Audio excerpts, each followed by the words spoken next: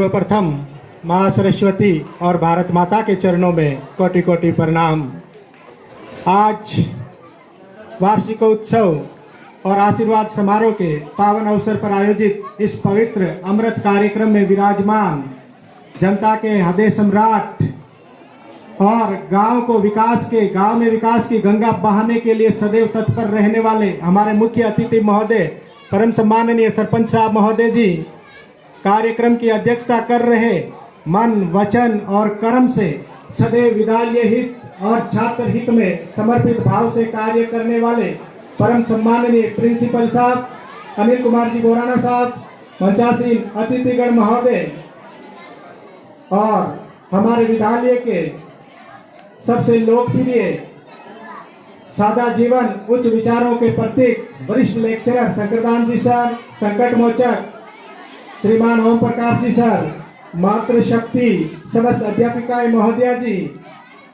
और वरिष्ठ विद्वान विषयों के ज्ञाता मेरे सामने बैठे हुए समस्त अध्यापकगण महोदय जी और समस्त पीओ क्षेत्र के विद्यालयों से पधारे हुए संस्था प्रधान महोदय जी, पधारे हुए ग्रामवासी और मेरे सामने बैठे तारों के समान टिमटिमाते नव भारत सर्जन के लिए आतुर इस विद्यालय के परिवार रूपी संगठन के अनुशासनशील कर्तव्यनिष्ठ प्रिय विद्यार्थियों, वार्षिकोत्सव कार्यक्रम का आयोजन विद्यालयों के अंदर इस उद्देश्य से किया जाता है कि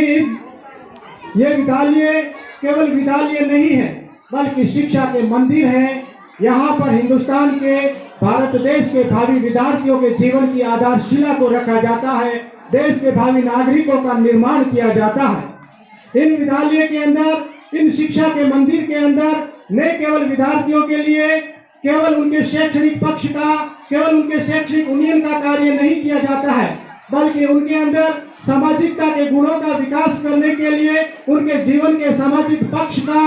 उनके अंदर चारित्रिक और नैतिकता के गुणों के विकास करने के लिए, उनके अंदर नेतृत्व क्षमता का विकास करने के लिए, उनके जीवन के राजनीतिक पक्ष का, वाद विवाद, खेल कूद, प्रतियोगिता, संवाद और नृत्य गायन के द्वारा उनके जीवन के सांस्कृतिक पक्ष का भी विकास करना इन शिक्षा के मंदिरों का प्रमुख उद्देश्य रहा है। कहने को मेरे पास के अंदर बहुत कुछ है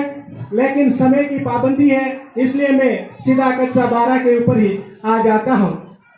प्रिय विद्यार्थियों, आज इस वार्षिकोत्सव कार्यक्रम के साथ साथ कक्षा 12 का आशीर्वाद समारोह भी रखा गया है। हमारे भारतीय संस्कृति की ये परंपरा रही है कि जब भी हमारे परिवार का कोई सदस्य, जब भी हमारे परिवार का कोई बड़ा सदस्य कुछ अच्छा करने के लिए, कुछ बड़ा करने के लिए जब घर से जाता है तो उनकी पीठ थपथपा कर, माला पहनाकर, तिलक लगाकर उनको रवाना किया जाता है। आज हम भी उसी भारतीय संस्कृति का निर्वहन करते हुए हमारे इस विद्यालय परिवार के समस्त बड़े बेटे और बेटियों का तिलक लगाकर, माला पहनाकर,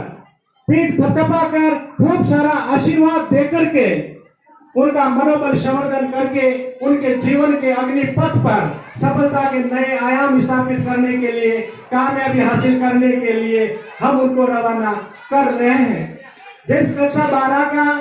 आज आशीर्वाद समारोह रखा गया है, इस कक्षा 12 का हम जब सुबह सुबह कक्षा के अंदर आते हैं और सभी विद्यार्थियों के द्वारा सर पाए लागू, सर नमस्कार ऐसे उद्बोधन के द्वारा हमारा सत्कार किया जाता है तो हम चाहे कितनी भी परेशानियों से गिर करके आते हैं, हमारा मन प्रसन्नता के साथ के अंदर खिल जाता है और ऐसा करता है कि हमारे मन के अंदर ज्ञान का जितना भी खजाना भरा हुआ है हम वो सारा का सारा खजाना इन विद्यार्थियों के लिए न्यौछावर कर दे, इन विद्यार्थियों के लिए खाली कर दे। जिस कक्षा 12 के अंदर पढ़ने वाले ये समस्त मेरे विद्यार्थी बच्चे और बच्चियां बड़े ही ईमानदार, बड़े ही समझदार, बड़े ही गुणवान, बड़े ही अनुशासनशील, कर्तव्यनिष्ठ और गुरुवाणी को अमृतवाणी मान करके उसके ऊपर आचरण करने वाले विद्यार्थी हैं। मेरे प्रिय विद्यार्थियों, आज आपको मैं विदाई इस स्कूल से तो दे रहा हूँ लेकिन अपने मन से मैं आपको कभी भी विदाई नहीं दे सकता। आप मेरे हृदय के अंदर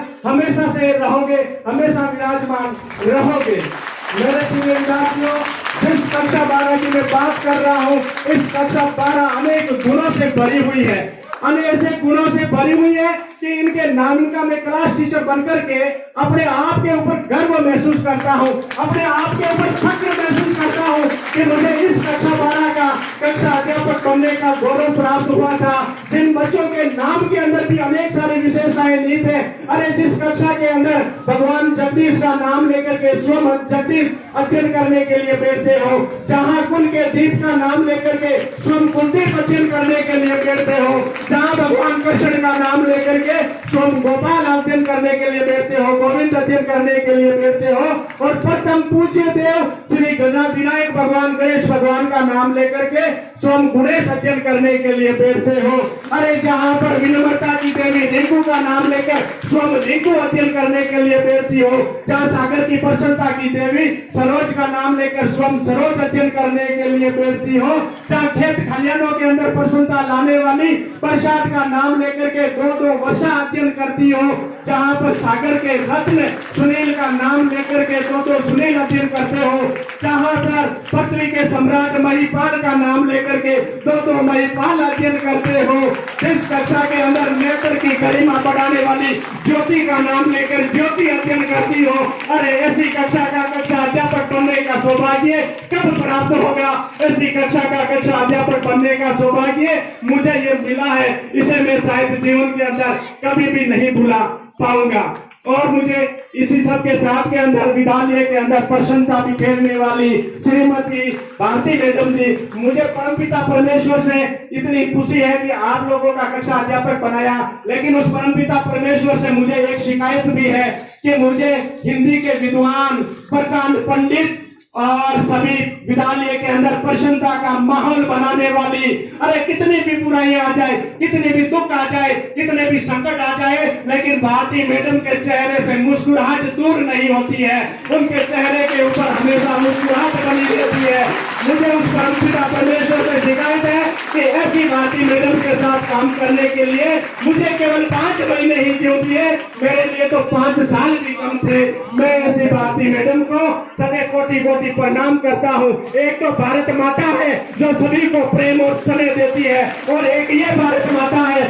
जो शिक्षा और बच्चों के ऊपर प्रेम और स्नेह को न्यौछावर करती है। इन्हीं शब्दों के साथ, इन्हीं अल्फाजों के साथ, जय हिंद, जय भारत, जय राजस्थान, जय जोधपुर, जय नागौर। बहुत बहुत धन्यवाद भाई विनोद जी को। ये बहुत आश्चर्य की बात नहीं है, इनकी रोज की